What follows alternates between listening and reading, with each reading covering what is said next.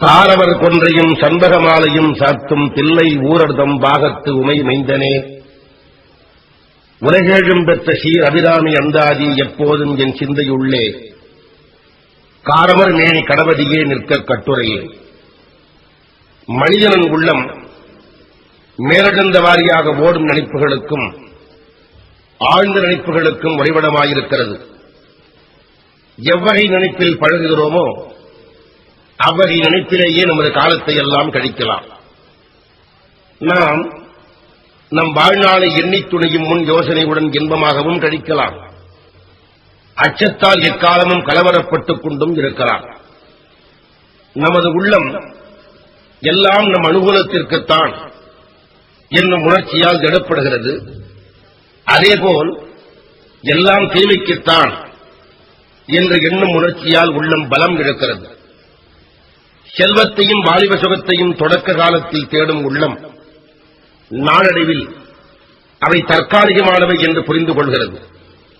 செல்வப் பொருள்கள் எந்த அளவுக்கு தொடக்கத்தில் இன்பம் தருகின்றனவோ அதைவிட பல மடங்கு துன்பத்தை தருகின்றன. கீர்த்தி வெறும் மூச்சாய் போய் விடுகிறது.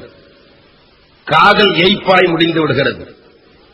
இந்த நேரத்தில் உள்ளம் தயிர்பானைக்குள் மத்து போல் தவிக்கிறது. நன்றே வருகினும் தீதே வருகினும் நான் அறிவது ஒன்றேயும் இல்லை என்ற ஞானம் அப்போதுதான் பிறக்கிறது. மூச்சடங்கும் முதுமையில் ஞானம் பிறந்து என்ன பயன்? ஆதிபோம் வேலைவாய் அறிவு பெற்று என்ன பயன்? அந்த ஞானசாகரத்தை முன்னரே உணரவிக்கும் நூலே அபிராமி அந்தாதி. திருக்கடவூரில் எழுந்தருள் இருக்கும் அம்பிகை அபிராமி. அவ்வூரில் அமரலிங்கேஸ்வர ஐயருக்கு மகனாக அவதரித்து அம்பிகையே தெய்வமாக வணங்கும் சாக்த சமயத்தை பின்பற்றியவர் சுப்பிரமணிய ஐயர். 18ஆம் நூற்றாண்டினர். அபிராமியின் திருப்பாதமே பற்றுக்கோளாக கொண்டவர். அவரே அபிராம பட்டர். அவர் அபிராமியின் மீது அந்தாதி வகை இலக்கணத்தில் பாடிய 100 பாடல்களை கொண்டது அபிராமி அந்தாதி. அந்தாதி என்றால் முடிவு தொடக்கம், அதாவது அந்தம் ஆதியாக வருவது. ஒரு பாடல் எந்த சொல்லில் முடிகின்றதோ அந்த சொல்லில் அடுத்த பாடல் தொடங்கும். ஆகம் அந்தம் ஆதியாக வர தொடுப்பது அந்தாதி. தொடக்கத்தில் அபிராமியினுடைய அழகை, அவருடைய பெருமையை சுட்டிக்காட்டுகின்றார் ஆசிரியர். எல்லா தெய்வங்களுக்கும் நாம் உருவம் கொடுக்கின்ற போது இந்த பிரபஞ்சத்தையே உருவமாக கொடுப்பது வழக்கம். அபிராமி என்கின்றவள் புவனேஸ்வரியாக இருக்கிறாள். காலை நேரத்தில் கடற்கரையில் போய் நின்று கொண்டு வானத்தை நிமிர்ந்து பார்க்கிற போது வெடிந்தும் வெடியாமலும் இருக்கிற காலை நேரத்தில் கருநீல நிறமான வானம் அந்த அம்மையின் கூந்தலாக தெரிகிறது. அந்த இருளை கிழித்துக் கொண்டு எழக்கூடிய உதய சூரியனுடைய ஒளி கூந்தலில் நடுக்கோட்டிலே வைத்து அழகாக பின்னப்பட்டிருக்கின்ற நெற்றி வரைக்கும் தொங்குகின்ற வைரச் சுட்டியைப் போலே தெரிகின்றது. அப்பேற்பட்ட புவனேஸ்வரியினுடைய பெருமையை உதிக்கின்ற செங்கதிர் உச்சி திலகம் என்று கூறி அழைக்கின்றார். அவள் யார் யார் தன்னை உணர்கின்றார்களோ அவர்களுக்கெல்லாம் மாணிக்கம் போன்று இருக்கின்றவள். உணர்வழியோர் மதிக்கின்ற மாணிக்கம். அவள் நிறத்திலே மாதுளம்போது போன்றவள். மாதுளம்போது அவளை வணங்குவதனுடைய வடிவாக நமக்கு கிடைக்கின்ற பெருமை பல பெருமையாகும். மலர்கமலை துதிக்கின்ற மின்குடி. கமலம் என்றால் தாமரை, கமலை என்றால் தாமரையில் இருக்கின்ற திருமகள். ஆசிரியர் இந்த பாட்டில் கமலை என்று மட்டுமே சொல்லியிருந்தால் போதும், மலர்கமலை என்று சொல்ல வேண்டிய அவசியம் என்ன என்று சிந்திக்க வேண்டும். கமலம் என்றாலே தாமரை என்கிற பொருள் வருகிற போது மலர்கமலை என்று சொல்லியிருப்பதற்கு காரணம், செந்தாமரை மலரில் விற்றிருக்கின்ற திருமகள் மட்டுமின்றி வெண் தாமரை மலரில் விற்றிருக்கின்ற கலைமகளும் இங்கே இணைத்துக் கொள்ளப்பட வேண்டும் என்பதற்காக 2 முறை மலர் என்றும் கமலை என்றும் குறிப்பிட்டார். அந்த கலைமகளும் திருமகளும் வந்து அபிராமியை தொழுகின்றார்கள். மலர்கமலை துதிக்கின்ற மின் கொடி. அவள் குங்குமம் தோய்ந்து கிடக்கின்ற தன்மை போன்ற மென்மை படைத்தவள். மென்கடி குங்கும தோயமென்ன விரிக்கின்ற மேனி அபிராமி. அவள் நம்முடைய எல்லா ஒழுக்கங்களுக்கும் துணையாக நிற்கின்றவள் எந்தன் விழுத்துணையே. உதிக்கின்ற செங்கதிர் உச்சித் திலகம், உணர்வுடையோர் மதிக்கின்ற மாணிக்கம், மாதுளம்போது மலர்க்கமலை துதிக்கின்ற மின்கொடி, மென்கடி குங்குமத் தோயமென்ன விதிக்கின்ற மேனி அபிராமி எந்தன் விழுத்துணையே. விழுப்பம் என்ற சொல்லுக்கு பொருள் ஒழுக்கத்தினால் வரக்கூடிய சிறப்புகள். அப்பேற்பட்ட ஒழுக்கத்துக்கு, ஒழுக்கத்தின் வழி நிற்கின்றவளுக்கு அவள் துணையாக நிற்கிறாள்.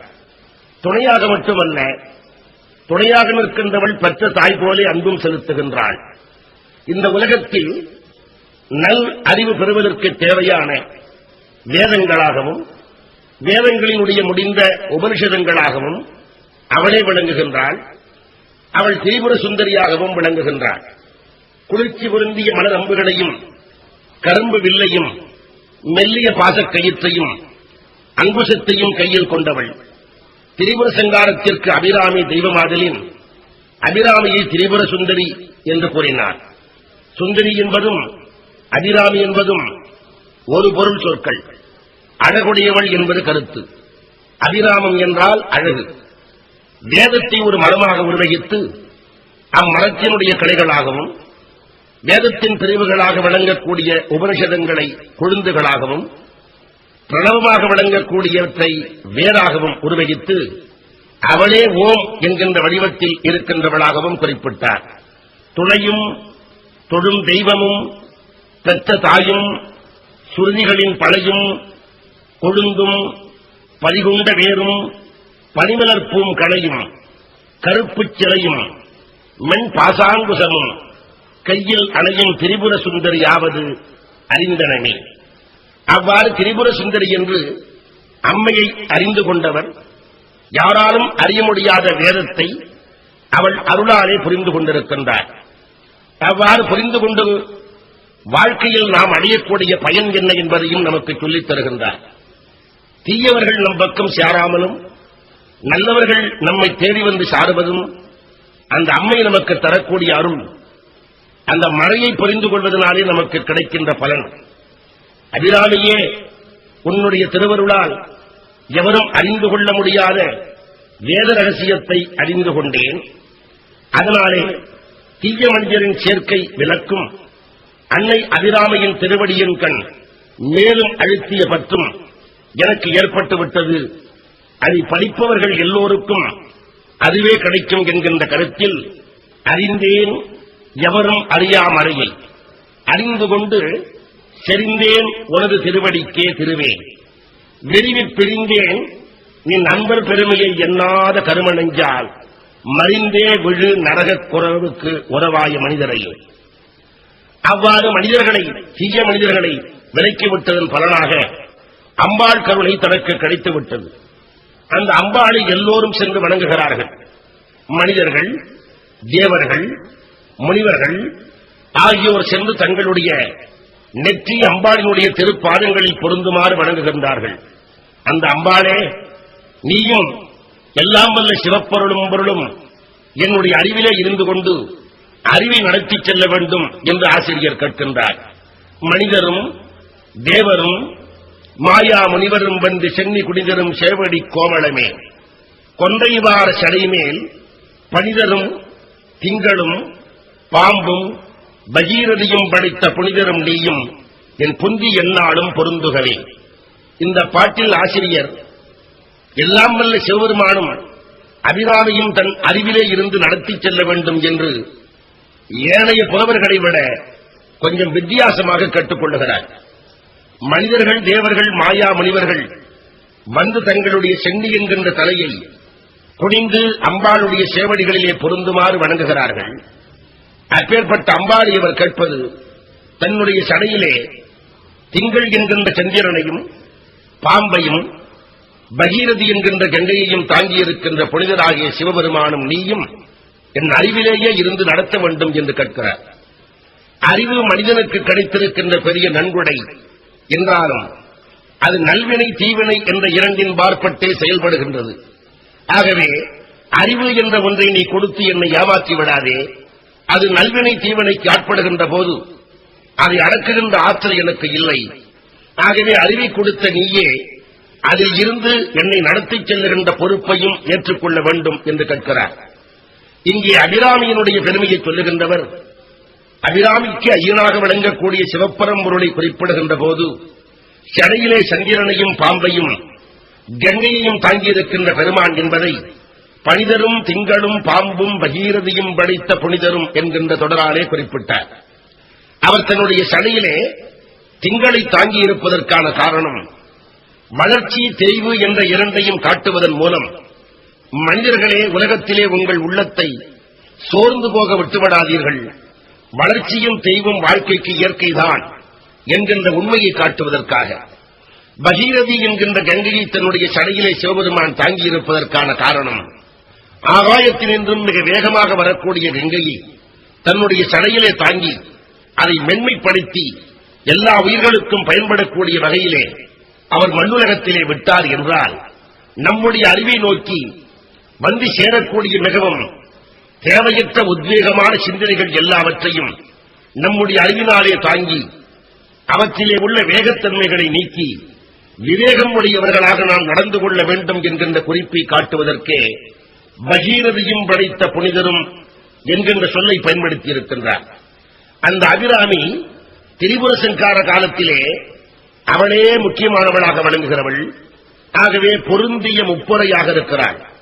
அவள் அழகிய தோற்றம் படைத்தவள், செப்பு உரை செய்யும் புலர்முலையாள்.